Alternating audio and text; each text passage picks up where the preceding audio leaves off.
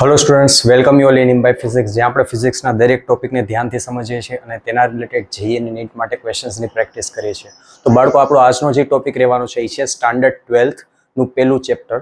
એ છે સ્થિત વિદ્યુત શાસ્ત્ર રિલેટેડ, જે છે વિદ્યુત ભારો અને વિદ્યુત ક્ષેત્રો. બરોબર, તો આના વિશે આપણે એક એક ટોપિક છે એ ડિટેલમાં સમજશું અને તેના રિલેટેડ જેઈ અને નીટના ક્વેશ્ચન્સની પ્રેક્ટિસ કરશું. તો ચાલો વિદ્યાર્થીઓ, સૌથી પહેલા આપણે શરૂઆત કરીએ બહુ બેઝિક ઇન્ફોર્મેશન વિદ્યુત ભાર વિશે. તો તમે જ્યારે નાના હતા ત્યારે તમે આવું ઘણીવાર અનુભવ્યું હશે કે તમે જે સ્કેલ છે એ માથા પર રબ કરતા હતા, બરોબર, ઘસતા હતા અને કાગળમાં અથવા પેન્સિલના છોલ છે એ ચોંટાડતા હતા. ડન. તો જાણ્યા તમે આ એક સ્થિત વિદ્યુત શાસ્ત્રની ઘટનાનો છે એ પ્રેક્ટિકલ કર્યો છે. તો આ જ વસ્તુ આપણે આ ચેપ્ટરમાં છે એ ડિટેલમાં સમજવાનું છે થોડું. તો સૌથી પહેલા તો આપણે જોઈએ કે વિદ્યુત ભાર છે શું. તો જો બહુ ડેફિનેશનની વાત કરું તો વ્યાખ્યા એની કંઈ ખાસ છે નહીં. તમારે એ સમજવાનું છે કે વિદ્યુત ભાર છે એક પદાર્થનો શું છે, ગુણધર્મ છે. વિદ્યુત ભાર છે એ પદાર્થનો ગુણધર્મ છે. બહુ બેઝિક ઇન્ફોર્મેશન જોઈએ. જનરલી વિદ્યુત ભાર છે બાળકો એ બે પ્રકારના હોય છે. પેલું છે ધન વિદ્યુત ભાર અને બીજું છે ઋણ વિદ્યુત ભાર. બરોબર છે. હવે જોઈએ કે જો તમે ધન વિદ્યુત ભારને નજીક લઈ આવશો તો એમની વચ્ચે અપાકર્ષણ થશે. ઋણ ને વિદ્યુત ભારને નજીક લઈ આવશો તો અપાકર્ષણ થશે. પણ જો ધન અને ઋણ વિદ્યુત ભાર એટલે કે વિજાતીય વિદ્યુત ભારને નજીક લઈ આવશો તો એમની વચ્ચે આકર્ષણ થશે. વિદ્યુત ભારનો એકમ શું? તો કે કુલમ. ડન. અને કોઈ પણ વિદ્યુત ભાર હોય, નાનામાં નાનો વિદ્યુત ભાર, માની લો ઇલેક્ટ્રોન હોય કે પ્રોટોન હોય, બંને પરનો વિદ્યુત ભાર કેટલો હશે? તો કે 1.6 × 10⁻19. એકમ મેં શું કીધું હમણાં? કુલમ. તો વિદ્યુત ભારનો એકમ કુલમ થશે અને નાનામાં નાના વિદ્યુત ભાર છે એનું મૂલ્ય થશે 1.6 × 10⁻19. ચાલો વિદ્યાર્થીઓ, હવે જો આપણે બેઝિક ઇન્ફોર્મેશન લઈ લીધી હોય તો હવે આપણે જોઈએ કે કોઈ પણ પદાર્થને જો તમારે વિદ્યુત ભારિત કરવો હોય તો એના માટે આપણી પાસે કેટલી મેથડ છે. તો જનરલી તમે જુઓ કે માની લો કે મારે આ માર્કર છે, મારે આ માર્કરને વિદ્યુત ભારિત કર્યું છે. મતલબ હું એવું ઈચ્છું છું કે આ માર્કરને જો હું કાગળના કટકા પાસે લઈ જાઉં તો કાગળના કટકા આમાં ચોંટી જાય. તો એના માટે મારે આને કરવી પડશે વિદ્યુત ભારિત. તો મારે આને જો વિદ્યુત ભારિત કરવી હોય તો બહુ સિમ્પલ મેથડ, જે તમને ઓલરેડી ખબર છે, તમે આને રબ કરવા માંડો, ઘર્ષણની રીત. ડન. પણ એના સિવાયની હજી બીજી બે મેથડ છે. તો એ આપણે જોઈએ શું છે. તો પહેલી મેથડ આવે છે સંપર્કની રીત. સંપર્કની રીત. બીજી મેથડ છે પ્રેરણની રીત અને ત્રીજી મેથડ છે ઘર્ષણની રીત. બરોબર. સંપર્કની રીત, પ્રેરણની રીત અને ઘર્ષણની રીત. હવે આપણે આ ત્રણ મેથડને થોડીક ડિટેલમાં જોશું. તો ચાલો વિદ્યાર્થીઓ, હવે આપણે જોઈએ શું છે સંપર્કની રીત. તો સંપર્કની રીત કીધા પહેલા હું તમને એક જનરલી આ વસ્તુ તમે પહેલા જોઈ છે. તમને યાદ છે તમે નાના હતા ત્યારે મિસ્ટર બીન જોતા, બરોબર? મિસ્ટર બીનમાં તમે એક એવો એપિસોડ જોયો હશે કે મિસ્ટર બીન છે એ ક્યાંક લેબમાં જાય છે અને આવી રીતે એક સિલ્વર કલરનું ગોળો હોય છે, એમાં હાથ રાખે છે એટલે બીજી એક બેન હોય એના વાળ છે એ આમ ઉપર થતા હોય, બરોબર? તો એને એમ થયું કે લાવ હું કરવા જાઉં. તો એ જે હાથ ઉપર રાખે છે પણ એની હારે એવી ઘટના થતી નથી, બરોબર? એ વોટ એવર રીઝન હોય, પણ એ જે ઘટના એમાં દેખાડતા હતા એ સંપર્કની રીત હોય. એમાં થાય છે શું? એ જેની ઉપર હાથ રાખે છે, બરોબર, એ વસ્તુ છે એ વિદ્યુત ભારિત હોય છે. જ્યારે એની ઉપર હાથ રાખે છે ત્યારે એનો વિદ્યુત ભાર પોતાની અંદર ટ્રાન્સફર થઈ જાય છે. એનો મતલબ કે પેલા કોઈ પણ વસ્તુ વિદ્યુત ભારિત હતી નહીં. હવે જો હું એની ઉપર હાથ લગાડીશ એટલે શું થઈ જશે? એનો વિદ્યુત ભાર છે એ મારામાં ટ્રાન્સફર થઈ જશે. બસ. તો આ વસ્તુને સંપર્કની રીત કહેવાય, કંડક્શન. બરોબર. કે માની લો કે પેલા તમારી પાસે એક વિદ્યુત ભાર હતો, બરોબર, એક પદાર્થ છે જેમાં વિદ્યુત ભાર હતો અને બીજો પદાર્થ છે એ તટસ્થ હતો. ડન. હવે ઈ પદાર્થને તમે આ તટસ્થ પદાર્થ હારે ટચ કરાવો છો તો આનો વિદ્યુત ભાર છે આમાં ટ્રાન્સફર થઈ જશે. બરોબર. હવે જો આ પોઈન્ટથી જ હવે નાની નાની કેલ્ક્યુલેશન્સ છે આવવાનું સ્ટાર્ટ થઈ જાય છે. શું કેલ્ક્યુલેશન છે? હવે આ ખાસ ધ્યાનથી સમજજો કે માની લ્યો કે તમારી પાસે આ એક વિદ્યુત ભારિત પદાર્થ છે, એમાં વિદ્યુત ભાર છે Q, બરોબર છે, અને આમાં વિદ્યુત ભાર, આમાં Q1 છે અને આમાં વિદ્યુત ભાર છે Q2. હવે તમને એમ કહે છે કે બેને હું સંપર્કમાં લઈ આવું છું અને પછી સંપર્કમાંથી વળી પાછા શું કરી દઉં છું? છૂટા કરી દઉં છું. તો હવે આમાં નવો વિદ્યુત ભાર કેટલો વધશે અને આમાંય નવો વિદ્યુત ભાર કેટલો વધશે એ તમારે કહેવાનું છે. તો યાદ રાખો, પહેલા જ્યારે તમે એને સંપર્કમાં લઈ આવો છો ત્યારે બેયના વિદ્યુત ભારનો સરવાળો કરો અને પછી ડિવાઈડ બાય 2 કરી દો, ભાંગા 2 કરી નાખો. પાછું રિપીટ કરું છું. સંપર્કમાં લઈ આવો છો એટલે બેયના વિદ્યુત ભારનો છે એ સરવાળો કરો, સરવાળો કરી ડિવાઇડેડ બાય 2 કરવાના. એટલે હવે આમાં વિદ્યુત ભાર કેટલો વધ્યો છે? તો કે સરવાળો કરો ડિવાઇડેડ બાય 2 કરો, સરવાળો કરો ડિવાઇડેડ બાય 2 કરો. ડન. આવું થશે. ઓકે. આમાં હજી થોડીક ડિટેલ આવે, એ આપણે અત્યારે નથી જોવાના. ઓકે, આવું ક્યારે થશે? જ્યારે બેયની ત્રિજ્યા છે એ સરખી હોય ત્યારે. જો ત્રિજ્યા વધારે હોય, વધારે ઓછી હોય તો થશે એવું કે વધારે ત્રિજ્યાવાળા સ્ફિયરમાં છે એ વધારે વિદ્યુતભાર વયો જશે. ડન. અત્યારે આપણે એ કેસ નથી જોતા, અત્યારે આપણે સમાન ગોળાઓ જોઈએ છે, તો સમાન વિદ્યુતભાર છે એનું વિતરણ થશે. તો સંપર્કની રીતથી આ કેલ્ક્યુલેશન સ્ટાર્ટ થઈ ગઈ છે. ચલો વિદ્યાર્થીઓ, તો હવે આપણે જોઈએ બીજી મેથડ જે છે પ્રેરણની મેથડ. તો પ્રેરણ એટલે કે ઇન્ડક્શન. એમાં શું થાય છે? તો ઇન્ડક્શનની મેથડમાં એવું છે કે આની પહેલા જે સંપર્કની રીત આપણે જોઈ હતી ને, એમાં આપણે વિદ્યુતભારિત પદાર્થને ટચ કરાવતા હતા, સંપર્કમાં લઈ આવતા હતા. આમાં આપણે એવું કરવાનું નથી. સંપર્કમાં નથી લઈ આવવાના, જસ્ટ થોડાક નજીક રાખીને છોડી દેવાના છે. આપણે એ બે વચ્ચેનું થોડુંક ડિસ્ટન્સ છે એ મેન્ટેન રાખવાનું છે, સાવ સંપર્કમાં નથી લાવવાનું. ડન. તો હવે આપણે જોઈએ મેથડ શું છે, ધ્યાનથી સમજજો. કે માની લો સૌથી પહેલા તમારી પાસે છે એક વિદ્યુતભારિત પદાર્થ. ડન. અને એક છે તટસ્થ પદાર્થ. ઓકે, તટસ્થ એટલે શું? ખાલી કહી દઉં, તટસ્થ એટલે શું? એની અંદર વિદ્યુતભાર જ નથી? ના, એવું નથી. તટસ્થ એટલે એની પાસે જેટલો ધન વિદ્યુતભાર છે એટલો જ ઋણ વિદ્યુતભાર છે. ડન. તો ઋણ વિદ્યુતભારની એટલે કે ઇલેક્ટ્રોનની, ધ્યાનથી સમજો, ઇલેક્ટ્રોનની જે વધઘટ થાય છે એ વધઘટને લીધે પદાર્થ છે એ વિદ્યુતભારિત થાય છે. જો ઇલેક્ટ્રોનમાં વધારાના ઇલેક્ટ્રોન, જો કોઈ પણ પદાર્થમાં વધારાના ઇલેક્ટ્રોન આવી ગયા તો એ ઋણ વિદ્યુતભારિત થશે. અને જો કોઈ પણ પદાર્થમાં ઇલેક્ટ્રોન છે એ નીકળી ગયા તો એ પોતે નીકળ્યા પછી ધન વિદ્યુતભારિત થઈ જશે. એટલે ઇલેક્ટ્રોન્સ છે એ ટ્રાન્સફર થાય છે એ પ્રમાણે ડિસાઇડ થશે કે ધન બનશે કે ઋણ. ડન. તો હવે આપણે જોઈએ કે માની લો તમારી પાસે એક વિદ્યુતભારિત પદાર્થ છે, ઋણ વિદ્યુતભારિત, અને એક તટસ્થ છે. હવે મારે આને વિદ્યુતભારિત કરવો છે તો મારી પાસે પહેલી મેથડ તો શું છે કે ડાયરેક્ટ આને હું અડાડી દઉં તો આનો વિદ્યુતભાર આમાં અડધો અડધો થઈ જશે. હવે મારી પાસે ઈ મેથડ છે નહીં, મારે કંઈક બીજી મેથડ યુઝ કરીશ. તો બીજી મેથડ શું છે કે આને હું જસ્ટ થોડોક આની નજીક લઈ આવીશ. એટલે જો બી છે એ પહેલા તટસ્થ હતો, જેવો હું નજીક લઈ આવ્યો એટલે આ ઋણ વિદ્યુતભાર છે આ બી ના ધન વિદ્યુતભારને આકર્ષશે અને ઋણ વિદ્યુતભારને અપાકર્ષશે. ડન. તો અહીંયા ધન વિદ્યુતભાર આ જે અત્યારે બધું ભેગું હતું હવે આમાં સેપરેટ થઈ ગયા. ધન વિદ્યુતભાર આમાં આવી ગયા ઋણ બાજુ, અને ઋણ છે ઓમનીકોર ચાલ્યા ગયા. હવે આ જે બી પદાર્થ છે જેમાં સેપરેટ થઈ ગયા છે એમાં હું અર્થિંગ કરી દઉં છું, ગ્રાઉન્ડિંગ કરી દઉં છું. ઓકે, આ વસ્તુ શું છે અર્થિંગ એટલે? તો કે જો વધારાના ઇલેક્ટ્રોન હશે તો જમીન લઈ લેશે અને વધારાના ધન વિદ્યુતભાર હશે તો ઇલેક્ટ્રોન આપશે. કોણ આપશે? જમીન છે ઇલેક્ટ્રોન આપશે પદાર્થને, જો આની પાસે વધારાનો ધન વિદ્યુતભાર હશે તો અહીંયા મેં અર્થિંગ કર્યું છે તો અહીંયા વધારાના ઇલેક્ટ્રોન હતા એ ક્યાં વયા ગયા? જમીનમાં લાગ્યા. હવે આ જે ઇલેક્ટ્રોન હતા ઇલેક્ટ્રોન નીકળી ગયા અને હવે અહીંયા વધ્યો શું? ખાલી ધન વિદ્યુતભાર. તો જે બી પદાર્થ પેલા વિદ્યુતભારિત હતો જ નહીં, તટસ્થ હતો, એને પણ આપણે હવે કેવો કરી દીધો છે? વિદ્યુતભારિત કરી દીધો છે. તો આ જે આખી મેથડ છે આને આપણે કહેવાય ઇન્ડક્શનની મેથડ. બરોબર. આમાં તમારી બુકમાં ઘણી બધી લાઈન લખી છે. બરોબર છે. તમે મેઇન વસ્તુ બેઝિક કન્સેપ્ટ યાદ રાખો. જેવું તમે સંપર્કની રીત જુઓ, જેવું તમે આ પ્રેરણની રીત જુઓ એટલે સીધી તમારા મગજમાં પિક્ચર્સ આવવું જોઈએ કે કેવી રીતે મેથડ છે આમાં થાય છે, સમજવાની જરૂર છે. ઓકે, તો ચાલો વિદ્યાર્થીઓ, હવે લાસ્ટ મેથડ છે ઘર્ષણની રીત, રબિંગ. બરોબર. આ વસ્તુ તમે ઓલરેડી નાનપણમાં કરી લીધી છે કે સ્કેલને છે એ માથા પર રબ કરતા હતા અને પેન્સિલનો છોલ અથવા કાગળિયાના કટકા છે એ ચોંટાડતા હતા. બરોબર. તમે આ બધા વસ્તુ જોયેલી છે. હવે થોડીક ડિટેલમાં જોઈ લે કે જ્યારે તમે કોઈ પણ પદાર્થને બીજા પદાર્થ સાથે ઘર્ષણ કરો છો, બરોબર, જેમ કે એક કાચના સળિયાને કાપડ સાથે ઘર્ષણ કરો છો તો શું થાય છે? કાચનો સળિયો છે એમાંથી ઇલેક્ટ્રોન નીકળી અને કપડામાં આવેલા જાય છે. બરોબર છે. એનો મતલબ ઇલેક્ટ્રોન છે એ કાચના સળિયામાંથી નીકળી ગયા છે. તો હવે જે કાચનો સળિયો છે એ પોતે થઈ જશે ધન વિદ્યુતભારિત અને કપડામાં ઇલેક્ટ્રોન આવી ગયા છે એટલે ઇલેક્ટ્રોન છે એ કપડામાં આવ્યા હોવાથી કપડું બની જશે હવે તમારા માટે ઋણ વિદ્યુતભારિત. તો બસ બહુ સિમ્પલ મેથડ હતી ઘર્ષણની રીત કે જેમાંથી ઇલેક્ટ્રોન નીકળે છે એ ધન વિદ્યુતભાર ને જેમાં ઇલેક્ટ્રોન જાય છે એ થઈ જશે ઋણ વિદ્યુતભાર. તો આ ઘર્ષણની રીત હતી, એ છેલ્લી રીત હતી. હવે આપણે વિદ્યુતભારિત કરવાની રીત છે એ પૂરી થાય છે. હવે આપણે જોશું વિદ્યુતભારના ગુણધર્મો. ઓકે, તો મિત્રો હવે હું તમને થોડીક ઇન્ટરેસ્ટિંગ વાત કહીશ. તમને કદાચ પ્રશ્ન થાય કે આ સ્થિતિ વિદ્યુતભારને ક્યાં કામ આવે છે? હવે હકીકતમાં આવું કંઈ હોય કે ખાલી ખાલી ભણ્યા રાખે છે?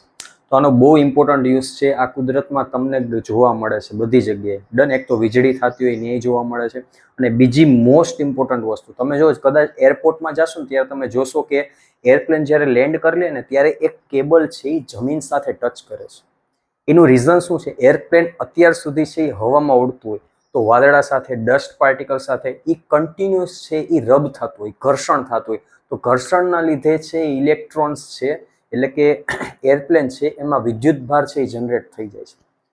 આખું પ્લેન છે એ ઋણ વિદ્યુતભારિત થઈ જાય સરફેસ ઉપર.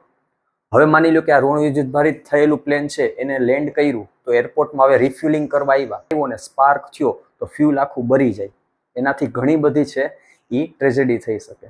ડન. તો આ આખી દુર્ઘટના ન થાય એના માટે રિફ્યુલિંગ કર્યા પહેલા એરપ્લેનમાં છે એક કેબલ લગાડવામાં આવે કે જેને લીધે બધોય ઇલેક્ટ્રોન જે જનરેટ થયો હોય ઘર્ષણને લીધે એરપ્લેન ઉપર એ છે એ જમીનમાં આવેલો જાય નહીં. એટલે પ્લેન છે એ આખું તટસ્થ થઈ જાય, એમાં વિદ્યુતભાર રહે નહીં. તો તમે જોઈ શકો છો કે આ બધી ઘટના છે એ તમારી ડે ટુ ડે લાઈફમાં જોવા મળે છે અને આ બહુ ઇમ્પોર્ટન્ટ છે. તો વિદ્યાર્થીઓ આપણે વિદ્યુતભારિત કરવાની રીત જોઈ લીધી છે. હવે આપણે જોઈએ વિદ્યુતભારના મૂળભૂત ગુણધર્મો. તો જનરલી 3 મૂળભૂત ગુણધર્મો આવેલા હોય છે. સૌથી પહેલા તો બેઝિક વિદ્યુતભારને છે એનો સરવાળો કરો હોય તો કેવી રીતે કરવાનો? તો બસ બહુ સિમ્પલ વેમાં હું તમને સમજાવું કે તમારા ક્લાસમાં છે એ સ્ટુડન્ટ્સ બેઠા હોય, તમને તમારા ટીચર પૂછે કે ભાઈ તું ઊભો થા, જરાક ગણી લે કેટલા સ્ટુડન્ટ્સ છે, તો તમે કેવી રીતે ગણશો? તમે સિમ્પલ એનો બેઝિક સરવાળો કરશો. 1 2 3 4 5 6 7 ડન. તો એ રીતે તમે છે આખા ક્લાસમાં કુલ કેટલા સ્ટુડન્ટ છે એની સંખ્યાની તમને ખબર પડી જશે. ઓકે.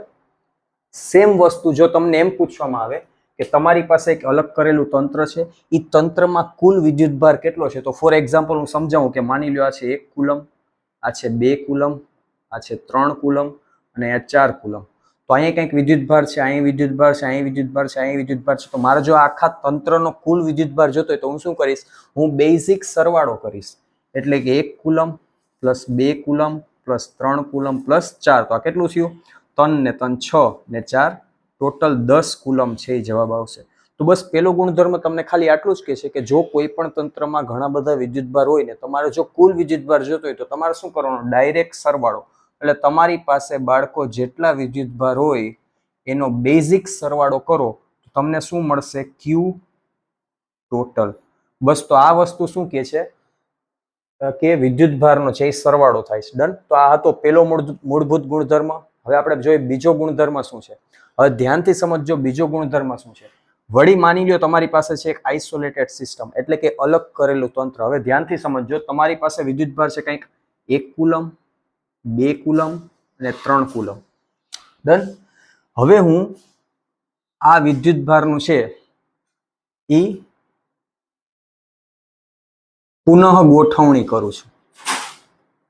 શબ્દ જરાક યાદ રાખજો કે આ વિદ્યુતભારમાં હું આ તંત્રનું, જો આ તંત્ર છે યાદ છે. ડન. પણ હવે આમાં હું થોડોક ફેરફાર કરું છું. પુનઃ વિદ્યુતભારની છે પુનઃ ગોઠવણી કરું છું. એનો એક્ઝામ્પલ શું થયો કે માની લો અહીં 1 કુલમ હતો એની જગ્યાએ મેં કરી નાખ્યું 5 કુલમ. અહીં 2 કુલમ હતો એની જગ્યાએ મેં કરી નાખ્યું 1 કુલમ. ડન. અને સોરી 1 કુલમ નહીં, હું 2 કુલમ કરી નાખું છું. તો હવે અહીંયા જે ત્રીજું વિદ્યુતભાર છે એ કેટલા કુલમનો થશે? તો હવે એક વસ્તુ યાદ રાખો કે અલગ કરેલા તંત્રમાં આઇસોલેટેડ સિસ્ટમમાં જો તમે વિદ્યુતભારની પુનઃ ગોઠવણી કરો તો પણ જે વિદ્યુતભાર પહેલા હતો કુલ વિદ્યુતભાર જેટલો હતો પછી છે એ કુલ વિદ્યુતભાર એટલો જ થશે, કાંઈ ફેર આવશે નહીં. એનો મતલબ અહીંયા વિદ્યુતભાર કેટલો છે? તો કે 1 coulomb plus 2 coulomb plus 3 coulomb. તો સેમ છે એ આમની કોરેય થશે, એટલે કે 5 કુલમ પ્લસ 2 કુલમ પ્લસ માની લો આને હું ક્યુ કહી દઉં. ડન. તો હવે મારે આ ક્યુ જોતો હોય તો કેવી રીતે મળશે? તો કે 5 ને 2 7 અને 3 ને 2 5 ને 1 6. તો ક્યુ તમને મળી જશે -1 કુલમ. એનો મતલબ અહીં કેટલો વિદ્યુતભાર હશે? -1 કુલમ. તો હવે આમાં ને આમાં તમે સરવાળો કરીને જુઓ, જવાબ છે એ છે સરખો જ આવવાનો છે. બસ આ જ વસ્તુ શું કહે છે કે વિદ્યુતભારનું સંરક્ષણ. અલગ કરેલા તંત્રમાં જો તમે વિદ્યુતભારની પુનઃ ગોઠવણી કરો છો. અચ્છા, અલગ કરેલું તંત્ર એટલે શું? તો ઘણા એ પ્રશ્ન થાય. અલગ કરેલું તંત્ર એટલે હવે તમે બહારથી નથી એમાં વિદ્યુતભાર એડ કરતા કે નથી વિદ્યુતભાર અંદરથી બહાર કાઢતા. અંદર જે રહી ગયું, હવે નહીં એડ થાય કે નહીં માઇનસ થાય. ડન. એમાં તમે જો વિદ્યુતભારની પુનઃ ગોઠવણી કરો તો એ છે એ સરવાળો શું થાય છે? વિદ્યુતભારનો અચળ રહે છે, સરવાળાનું સંરક્ષણ થાય છે કુલ વિદ્યુતભારનું, એટલે આપણે એને કહીએ છીએ વિદ્યુતભારનું સંરક્ષણ. તો આ વસ્તુ યાદ રાખવાની છે. લાસ્ટ અને વેરી ઇમ્પોર્ટન્ટ મૂળભૂત ગુણધર્મ છે બાળકો, એ છે ક્વોન્ટમીકરણ. આ ટોપિકમાંથી ઘણા બધા ક્વેશ્ચન્સ બને છે, જી નીટમાં પણ બને છે અને ગુજરાત બોર્ડમાં તો ફ્રીક્વન્ટલી ક્વેશ્ચન આવે છે. ઓકે, હાલો તો આપણે જોઈએ. સૌથી પહેલા જો સમજાવ્યા પહેલા એક વસ્તુ યાદ રાખો, ક્વોન્ટમીકરણ શબ્દ આવે એટલે તમારા મગજમાં ક્યુ બરાબર એની આવી જ જવું જોઈએ. બરોબર, સમજાવી દઈશ તો પહેલા યાદ રાખો ક્યુ બરાબર એની એટલે શું? ક્વોન્ટમીકરણ પહેલા યાદ રાખો. ઓકે, હવે ક્યુ એટલે શું છે બાળકો? ક્યુ છે એ છે વિદ્યુતભાર છે. અને n એટલે શું? n એટલે કેટલા ઇલેક્ટ્રોન ટ્રાન્સફર થયા. આપણે જોયું ને હમણાં, આપણે રબિંગ કર્યું, એક પદાર્થને બીજા પદાર્થ સાથે આપણે ઘર્ષણ કર્યું, તો એક પદાર્થમાંથી ઇલેક્ટ્રોન નીકળીને બીજા પદાર્થમાં જાય છે. તો ઈ પદાર્થમાંથી કેટલા ઇલેક્ટ્રોન નીકળે છે એની ઉપર ડિપેન્ડ થશે કે ઈ પદાર્થ કેટલો વિદ્યુત ભારિત થશે. ડન. તો હવે માની લો હું રબિંગ કરું છું, તો Q છે એ વિદ્યુત ભાર છે, N છે એ શું છે કે કેટલા ઇલેક્ટ્રોન છે એ ટ્રાન્સફર થયા એક પદાર્થમાંથી બીજા પદાર્થમાં. અને ઈ ની કિંમત તો આપણે હમણાં વાત કરી જ છે, 1.6 ગુણ્યા 10 ની -19 ઘાત કુલમ. ડન. તો હવે તમારે જે યાદ રાખવાનું છે એ મેઇન આ છે કે વિદ્યુત ભાર એટલે કે Q હંમેશા ઈ ના પૂર્ણ ગુણાંકમાં જ હોય છે. હવે ઈ ના પૂર્ણ ગુણાંકમાં એટલે શું? એટલે n ની વાત કરે છે. એટલે જે આ n છે એ હંમેશા કેવો હશે? પૂર્ણ ગુણાંકમાં. અને n શું છે? કેટલા ઇલેક્ટ્રોન એક પદાર્થમાંથી બીજા પદાર્થમાં ટ્રાન્સફર થયા. હવે અહીંયા પૂર્ણ ગુણાંક શબ્દ છે એ સમજવો બહુ જરૂરી છે કે ઇલેક્ટ્રોન જે ટ્રાન્સફર થશે ને હંમેશા પૂર્ણાંકમાં જ હશે. કોઈ દી એવું નહીં થાય કે 1.5 ઇલેક્ટ્રોન ટ્રાન્સફર થયા, 1.5 ઇલેક્ટ્રોન ટ્રાન્સફર થયા, અડધો ઇલેક્ટ્રોન ટ્રાન્સફર થયો. ડન. તો આ ઇલેક્ટ્રોન્સ જે ટ્રાન્સફર થાય છે એ હંમેશા પૂર્ણાંકમાં જ હશે, 1, 2, 3, 4 એમ. બરોબર છે? એટલે અહીંયા લખ્યું છે કે વિદ્યુતભાર ઈ ના પૂર્ણ ગુણાંકમાં હોય છે. હવે આપણે આના રિલેટેડ એક બહુ ઇમ્પોર્ટન્ટ ક્વેશ્ચન છે તમારે ટેક્સ્ટબુકનો ઈ જોઈએ. ચાલો વિદ્યાર્થીઓ, આના પછીનો એક ક્વેશ્ચન જોઈએ જેનાથી તમને ક્વોન્ટમીકરણ પ્રોપરલી સમજાશે. તો આ ક્વેશ્ચનમાં તમને એવું કહે છે કે માની લો તમારી પાસે 1 કુલમ ઋણ વિદ્યુતભાર છે. તો ધ્યાનથી પહેલા છે ને ક્વેશ્ચન સમજો. કોઈ પણ પદાર્થ ઋણ વિદ્યુતભારિત ક્યારે હોય? એમાં ઇલેક્ટ્રોન આવ્યા હોય ત્યારે. ડન.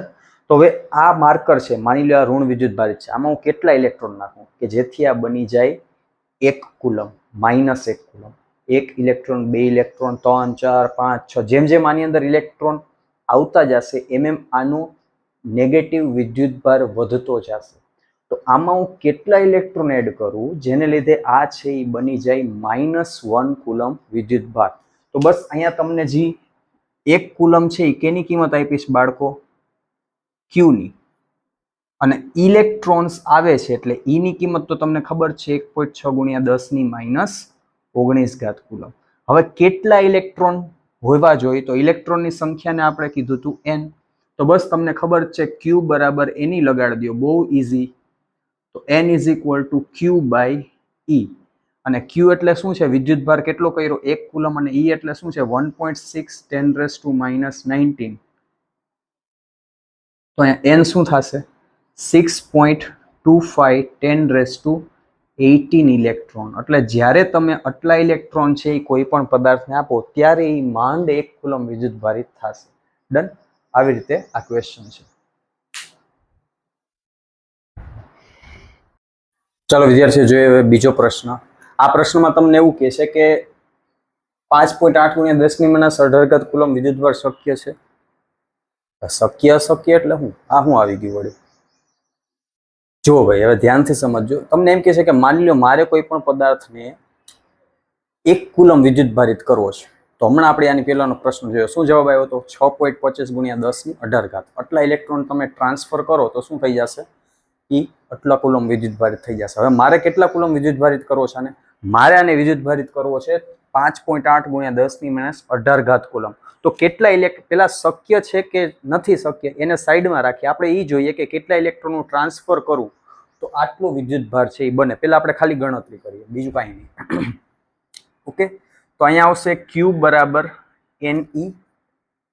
ડન. હવે n બરાબર શું થશે? Q/E.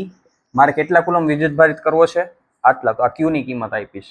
તો 5.8 ગુણ્યા 10 ની -18 ઘાત ડિવાઇડેડ બાય શું કરશો? 1.6 ગુણ્યા 10 ની -19 ઘાત. મેં તમને કીધું છે ઇલેક્ટ્રોન હોય કે પ્રોટોન હોય એનો વિદ્યુતભાર 1.6 ગુણ્યા 10 ની -19 ઘાત કુલમ જ થાય ને. આ યાદ રાખવાનું છે. તો અહીંથી n નો જવાબ આવી જશે તમારી પાસે